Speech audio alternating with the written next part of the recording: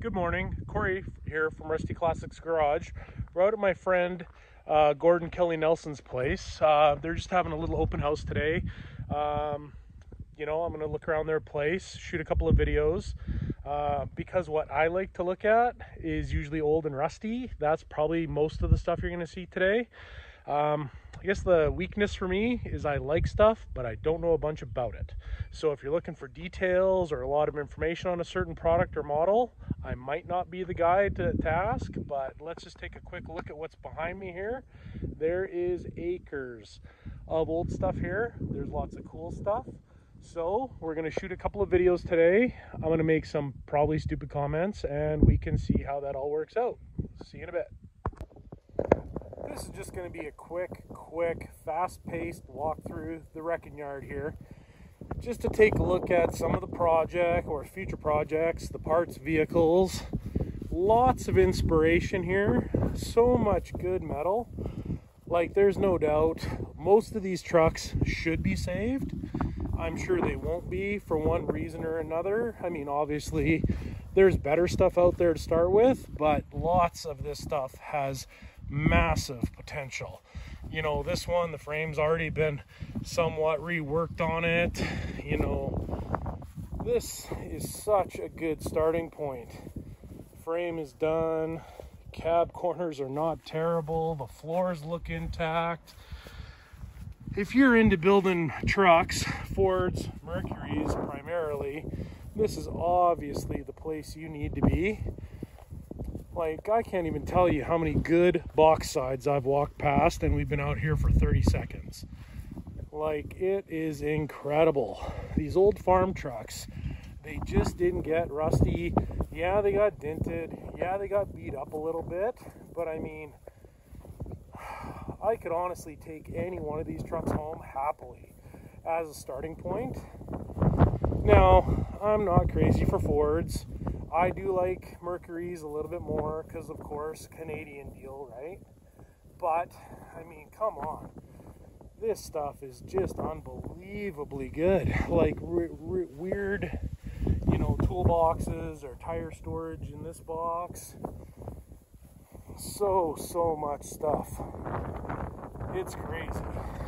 Near the end of this, we're going to see a 66 or 67 Charger. It was Gord's parts car for the good 66 Hemi car he built. Of course, you've seen my car. It's a 67 318 car. Certainly not too fancy, but for my style of driving, it's the car that was right for me. I might take a few pictures of Gord's 66. I mean, it's a show winner.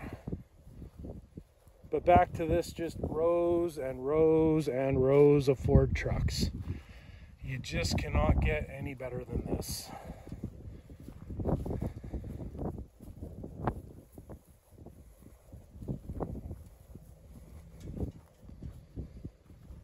I'm gonna have to walk faster or this is gonna be a 2-hour video. Oh, 4-wheel drive unit here. That one somebody should be fixing up and saving.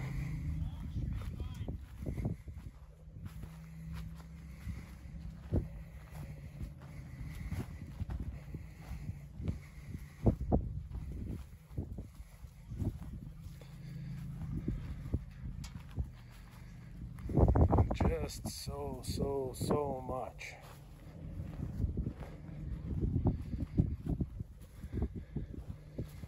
Now this has been only 2 rows of, I'm guessing, 10 rows.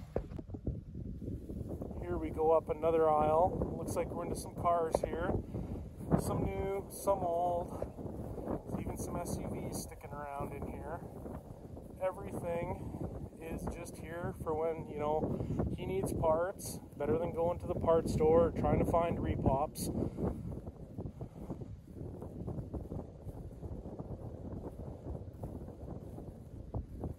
What a gorgeous day out here in the country.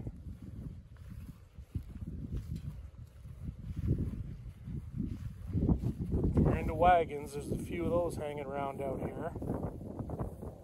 Always did prefer the Pontiacs when it came to grills. I do love love the stacked headlights. That's definitely a thing that I would pick over most Chevys.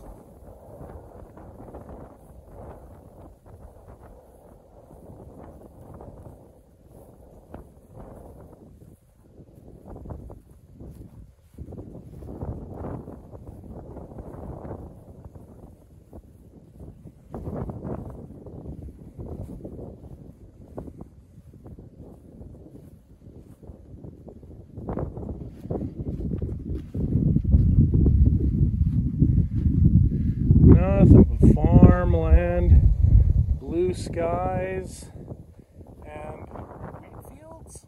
I guess we're going to say those are wheat fields.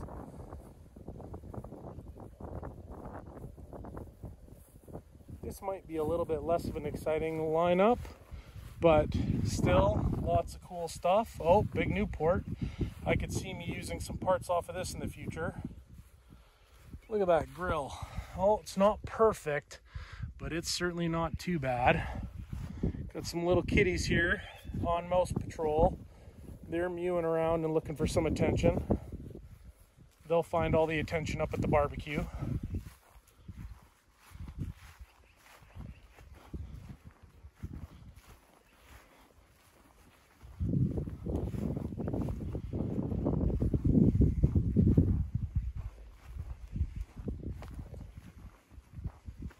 OBS Chevy.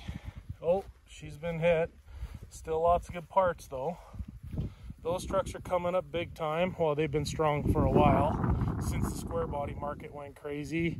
The OBS body style trucks, they're pretty sharp too, and of course they drive a little bit better. Look at this thing. This thing's a champ. An old Buick here. Boy, look at that. This thing is not that rotten at all. Wow, this would make such a good donor for some sort of a chassis swap, rat rod type deal. Can you imagine seeing this coming down the road at you? Maybe sitting on a nice pickup 4x4 chassis or something like that. Yep, I'm not a purist. If you're looking for a purist, I'm the wrong guy. Yeah, that thing, that is screaming, fix me.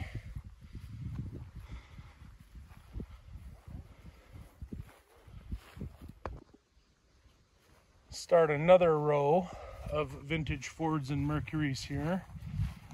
I'll do a walk down through some of the people that are showing up today's cars. I think they're all starting to park in the same spot. All the classics anyways. Look at this. This square body, completely worth saving. Well, on that side anyways. Let's see what this side looks like. Not terrible. I've seen a lot worse trucks get hauled home on trailers with guys with big dreams. But if you're going to dream, you may as well dream big and build what you like. So there is no project that's not worth doing as long as you want to do it. If I had the space, I would totally buy one of these 3 tons. I would love to have a 3 or a 5 ton truck to cruise around town in. Just be so badass, I think. Especially with all the cool wheel options you can get for trucks now. Big fat singles in the back instead of the duals, all that kind of stuff.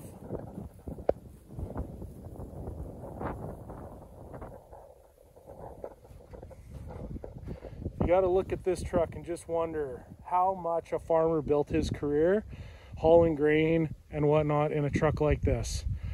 You know, back when a guy could make a living off of, you know, a few quarters of land, right? When you didn't have to have $1 million combines and, you know, multi-million-dollar farm operations, right? A little bit of hard work, good solid tractor, old Chevy grain truck, and just go to making a living for you and your family.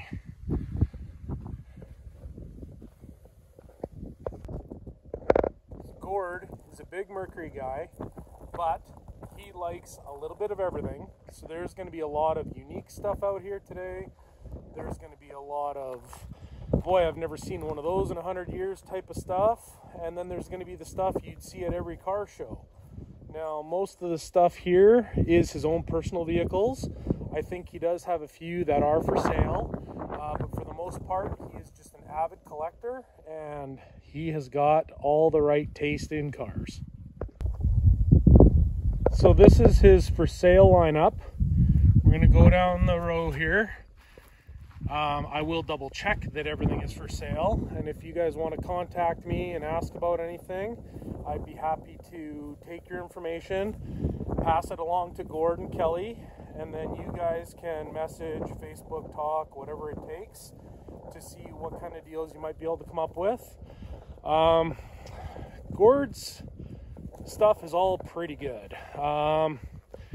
I wouldn't expect there's a whole bunch of super cheap deals to be had, because his rough stuff is, well, I would consider very, very good stuff. His good stuff I would consider above excellent in every regard. And these people are super, super nice people. You will not meet friendlier, nicer car people in your lives. And that's just a fact.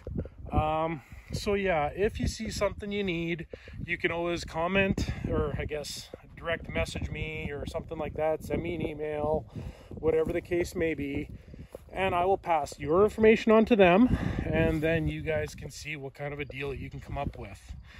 But I mean, this stuff is all exceptional. And once we get into the auto wrecking yard side of it, that stuff is unbelievable as well. So cool, so clean. And of course, this is the kind of stuff I like. Just, you know, little custom built machine. Well, I think I found the car that has stolen a little piece of my heart here. If the badging is correct, it looks like it's a 429. I'm not an expert, so I'm going to say 69, 1970. I suppose with a little bit of investigation, I could probably come up with some answers. This thing is just the right level of rust and body condition and patina that I like. I guess the reason I like cars that are like this is simple. They're driver cars. You could get into this thing, drive it. If it rains, who cares? If you get caught in a snowstorm, who cares? But at the end of the day, you're still cruising in just such a vintage machine that's not like everything else that you see on the road. So I will always pick a driver quality car to look at over a show car. It's just who I am. It's what I like. And I mean, let's face it, who doesn't like a set of lake pipes? These things are awesome. And there we have the 429 badge. I don't know if that's going to come up on video or not, but this thing is excellent, and I'm going to see what I can do to get it off of Gord's hands. Okay, apparently I'm an El Camino Ranchero guy, because this bad boy has caught my eye also. A little bit shinier than the other one. I do think that the Ford has a little bit more aggressive body lines and angles. I'm gonna guess this is a 70, 71. Like I said, I'm certainly not an expert on everything. I know what I like, and this is certainly in the realm of what I like. So I'm gonna get a little bit more information from Gord on this one as well.